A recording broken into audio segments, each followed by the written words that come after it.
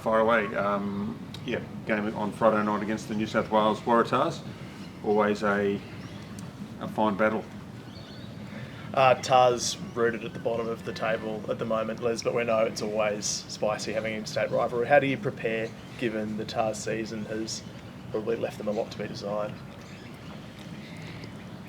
Our focus is on the fact that this is probably the most important game in the calendar for Australian rugby, the Tars versus Queensland. So from our perspective, we just got to make sure we stay on our task and what we're about. This game is important. There's a trophy up for grabs, which we currently own. So we want to make sure we do what's necessary to win it. They'll have reason to play well for sure. The last home game and a few farewells, and that's great. And we know that that'll bring a lot of emotional energy and physical energy. So we just need to be up for that. Plus the fact that it's Queensland against New South Wales. So I don't think there'll be any fear from both teams being ready for this. It'll be a good game. Is there any consideration around resting players, given that you're now locked into fifth position in a quarter-final against the Chiefs? Is that an opportunity to potentially rest a few frontliners, or will you be taking this with your A game with a view to continuity? Yeah, I'm not sure if it's resting. When there's design about where we were about 2 or 3 weeks out about knowing we'd be in the semis, or the finals, sorry. So we've just planned to make sure we get people up and running in the right way. So whatever we do, there's a design behind it, and we'll back it. But it's a team to win the game. That's all I'll say. We'll win. That's what we're going to do with this team, to go and win this game. Are there any players potentially looking at Hospital Cup? Obviously everyone's performing well at super level, but a few putting their hands up over the weekend. Massimo Duluth's had a good shift at Easts. We're seeing other boys put their hands up. Is there a view to getting some of those boys potentially in for round 15? The truth is, we look at it all year. The boys, Floyd Orby's been playing really well recently. Got a chance there.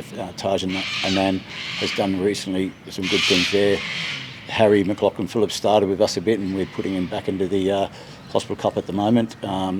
So that's been there for us right through. But the most important thing is, if we do have a challenge in terms of an injury or some load management, I've been really pleased that whoever we pulled up's aimed up and turned up and done a good job. So the Hospital Cup is serving a great purpose for us, and the boys love playing in it, and that's the key. When they love playing in something, they go out there and try to be their best. Then they come back to us and they're even better for us. So we've utilised it. Whether we'll utilise it in this next week or two might be less, but it's been important for us. I guess, could it be an opportunity for some of those players that you just mentioned to, I guess, see what they can produce against higher level competition, and I guess see what you have in those players? That's one of the big questions we've had in the last 2 or 3 weeks. How we do that? We did it against Fiji. We made adjustments there. Made adjustments back on the home turf against the Force. We're getting closer to the pointy end of the season. Everyone's playing a part, and if it's in that squad, it will be. If it's not, one of the greatest. Most pleasing factors is that everyone is committed to making sure whoever's starting, whoever's in the 23 when we train, they do the best to make sure they're prepared well. It's been absolutely fantastic what everyone's delivering. It'll take all of us, as I've said all year, if we're to go far in this competition. I mean, was it pleasing to see that result on the weekend? I guess the team firing like that, knowing that you're now 1 week out, but you're 2 weeks out from finals. Happy with that result? Yeah, there's a lot of things that we're happy with. One of the most important things is to just create a bit of momentum. A game wasn't struggling, but it was moving along, and it was a little bit up and down, and certain parts of our game just needed to get back on track, and it did, and that was pleasing. That doesn't mean it happens this week. We've just got to get out there and make sure we're prepared to do what's necessary to keep those things in play. But one of the real qualities that have come through this year, I think, even if it's not quite right, the boys are fighting hard at the back end. We haven't had a real scoreline blowout on us. We've stayed close to the mark. Our for and against is really solid. We continue to attack the game the way we like to attack the game, despite the scoreboard. And hopefully we're just seeing a few more smarts come through in how our games have evolved throughout this season. So it was pleasing to get that result, just to give a little bit more momentum to our game. I mean, considering that that your ladder position is locked in and that you're taking on a team that is bottom of the table, even though there is that rivalry still. How do you prepare the team for a game like this? Like, how do you make sure that they're up for it? Yeah, you lean on the leadership group, you lean on the players. Like if you step into the meeting room and you just put, Waratahs this week up on the PowerPoint, the room changes straight away, doesn't it? So it's is it whose responsibility is that? Each player has to take that responsibility on. You put the Reds jersey on, you play New South Wales. It's a given what you have to deliver, and that's how the room was when I put that up on the board. So they're not going to let that down.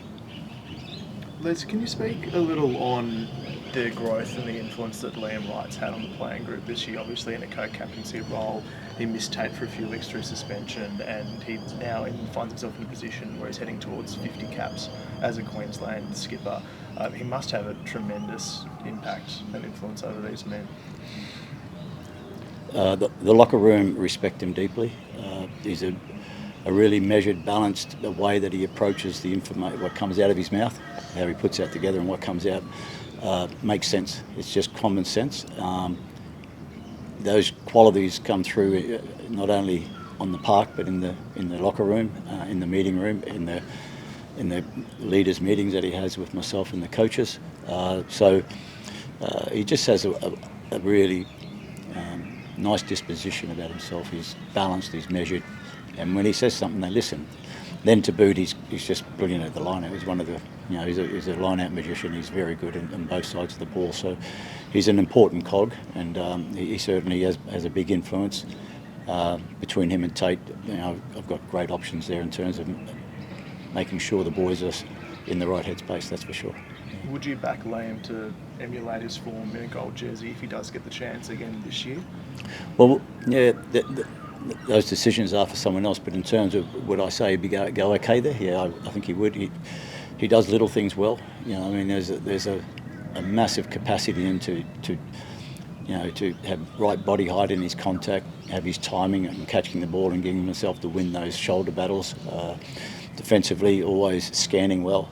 He does things that prepares him well in the game, and I always say the higher up you go in the game, you've got to be better lower, and you've got to read the game quicker because it comes on you quickly, and he has those capacities.